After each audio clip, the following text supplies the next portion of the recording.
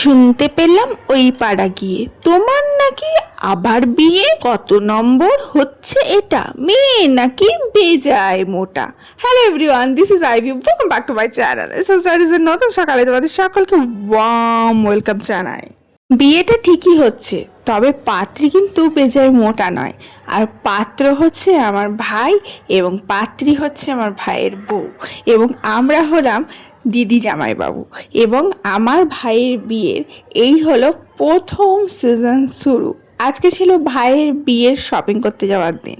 আজকে আমাদের প্ল্যান ছিল সকাল সকাল বেরিয়ে, যখনই দোকান খুলবে তখনই বেরিয়ে গিয়ে যতটা পারা যায় শপিং করে নিয়ে আসা। বিয়ের ঘর মানে প্রচুর কাজ, প্রচুর দায়িত্ব, প্রচুর চাপ এবং প্রচুর কেনাকাটা, এবং তারই সম্পূর্ণ শুরুয়াত হলো আজ থেকে। এবং আজকে সকালবেলা উঠেই আমি প্রচুর জামাকাপড় জমেছিল, সেগুলো সমস্ত কেচে মেলে দিলাম। মাথায় একটু তেল দিয়ে দিচ্ছি বাবুর। এই তেলটা ইউজ করি, এটা হচ্ছে সাউথ ইন্ডিয়া থেকে নিয়ে আসা, পুরো জড়িবুটিতে ভর্তি।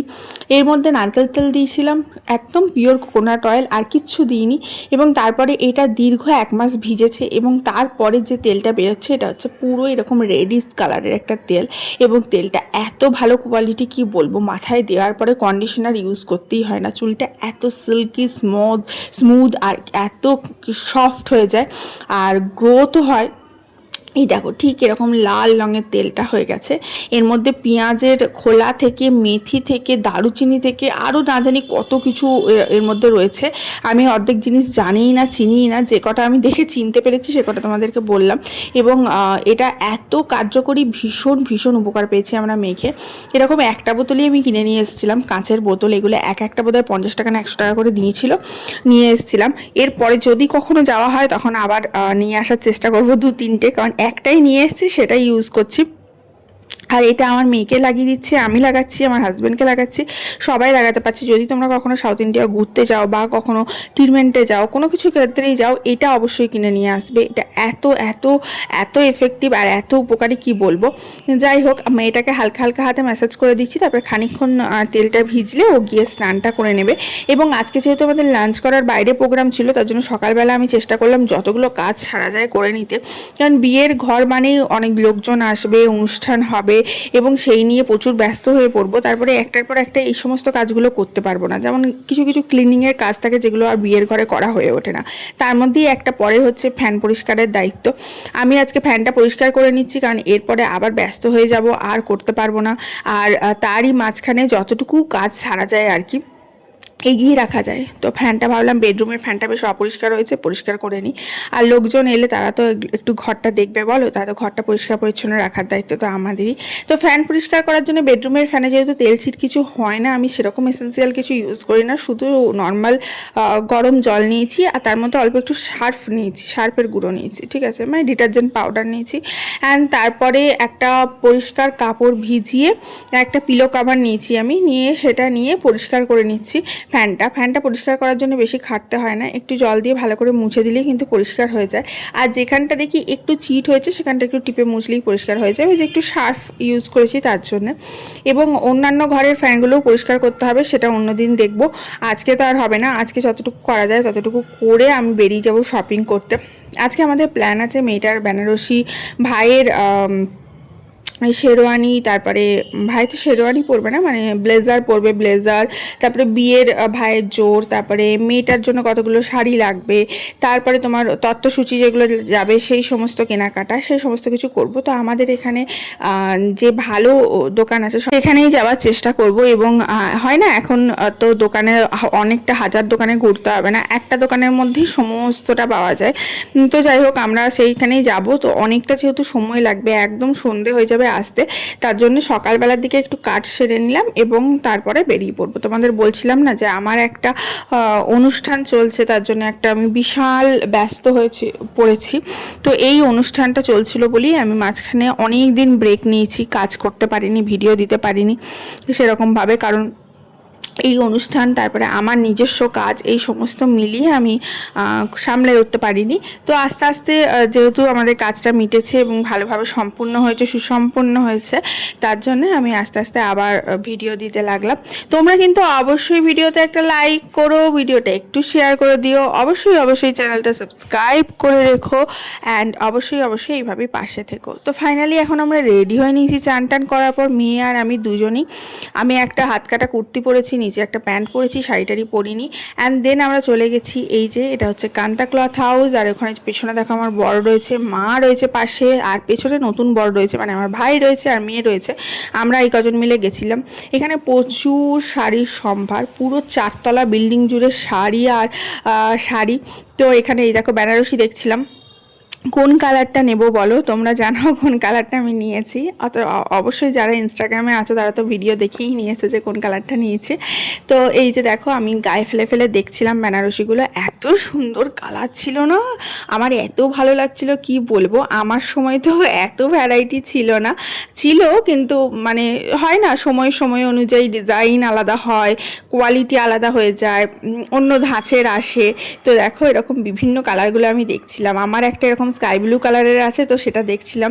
এখানে এটা টুইস্ট কালার ছিল, 2 ধরনের কালারের মিক্সচার ছিল, কিন্তু আমার কেন জানি না এরকম এক কালারটাই পছন্দ হচ্ছিল। আমি মাকে বললাম, মা এই কালার এই ডিজাইনটাই নাও, এটা আমার ভীষণ পছন্দ। আর পেঁয়াজি কালারের, ডিপ পেঁয়াজি কালারটা এত মিষ্টি কালার না, আমার মনে হচ্ছে আমিই একবার বিয়ে করিনি, এত পছন্দ হয়েছে। দেন মায়ের জন্য আমি শাড়ি দেখছিলাম, মা কিছুতেই শাড়ি নেবে না। আমি বললাম তোমাকে একটা ভালো দামি শাড়ি পরতেই হবে বিয়েতে। তো মাকে এই শাড়িটা আমি কিনে দিলাম, খুব সুন্দর দেখতে, ভীষণ সুন্দর মিষ্টি কালার, আর দুটোর কালার কম্বিনেশনে ভীষণ ভালো লাগছিলো। অ্যান্ড তার সাথে সাথে আরও প্রচুর অনেক শাড়ি কেনা হয়েছে। তারপরে আমরা শাড়িটারি কেনার পর লাঞ্চ করতে গেছিলাম মাঝখানে, নিয়ে এসে আবার বাকি শপিং করলাম। আজকে আমরা অনেকগুলো শপিং করেছি একসাথে। এই যে মায়ের শাড়িটা আমি তোমাদেরকে খুলে দেখালাম, এত সুন্দর দেখতে না, কি বলবো, আমার ভীষণ পছন্দ হয়েছে কালার কম্বিনেশনটা। এটা সব আলাদা আলাদা নাম আছে, নামগুলো আমার একদম মনে পড়ছে না, কারণ তখন ভিড়ভাট্টার মধ্যে এত শাড়ি কিনেছি আর এত নাম বলেছে। এটা একটা কিনেছি, এটা একটা কিনেছি, সব দেওয়া থাওয়া আছে। বউকে দিতে হবে, বউকে অনেকগুলো শাড়ি যাবে, তারপরে বউয়ের ঘরে আসবে যখন, তখন শাড়ি দিতে হবে। তারপরে ওর তোমার কি বলবো ওটাকে, ওর যখন ভাত কাপড় হবে শাড়ি দিতে হবে। তো এরকম হাজার ঘন্টা শাড়ি দিতে হবে। তো এই সমস্ত শাড়ি একটা একটা করে আমি তোমাদের দেখাচ্ছিলাম, সবগুলো তো দেখিয়ে উঠতে পারিনি। ভিড়টা দেখো, পেছনে ভিড়টা দেখো, তার মধ্যে যে কটা দেখানো যায় আর কি, সেই কটা তোমাদেরকে দেখালাম। আবার আমাদেরকে সেকশন চেঞ্জ করে করে যেতে হচ্ছে, মানে এটা হচ্ছে সিল্কের সেকশন, এরপরে আমরা গেছিলাম তাঁতের সেকশানে, তারপরে ছাপা শাড়ির সেকশানে।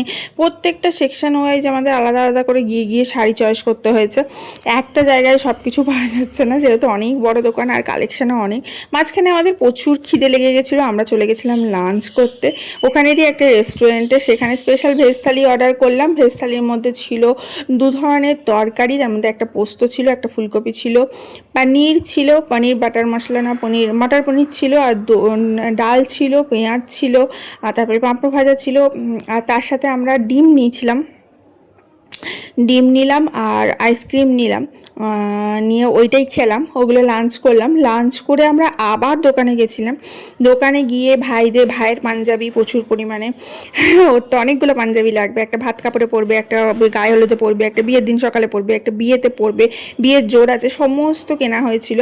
অ্যান্ড এই দেখো বিল করতে আসার লাইনটা দেখো একবার, শুধু কি ভিড় দেখো। এই মারামারি কাটাকাটি করে ভিডিও করব কি, মানে আমি যতটুকু পেরেছি সামান্য একটু ভিডিও করেছি। তারপরে চলে গেছিলাম মেয়ের জন্য শপিং করতে, ওর জন্য এখানে ড্রেস চয়েস করছিলাম। দেন রাতে এসে একটু রিল্যাক্স করলাম, কারণ এত শপিং করার পর, এত মারামারি কাটাকাটি করার পর লিটারালি হাঁপিয়ে গেছি। অ্যান্ড তার সাথে সাথে আমার বরেরও পাঞ্জাবি কেনা হয়েছে, বাবার কেনা হয়েছে, আমার কেনা হয়েছে, মায়ের কেনা হয়েছে, ঠাকুমার কেনা হয়েছে। তার সাথে সাথে আরও অনেক জিনিস কেনা হয়েছে, ছাপার শাড়ি কেনা হয়েছে, তাঁতের শাড়ি কেনা হয়েছে, তারপরে তোমার ধুতি, তারপরে তোমার গামছা, এরকম হাজারো খানিক জিনিস কেনা হয়েছে। মেয়ের জুতো কেনা হয়েছে, মেয়ে যেহেতু নিতকনে দুটোই, তার জন্য ওর জন্য পুরো সেট কেনা হয়েছে। তারপরে এখনও শপিং বাকি আছে, মানে এর বরের শপিংগুলো আমি একদিন করে দিয়ে এলাম, বাকিগুলো আমি আর ভিডিও করিনি।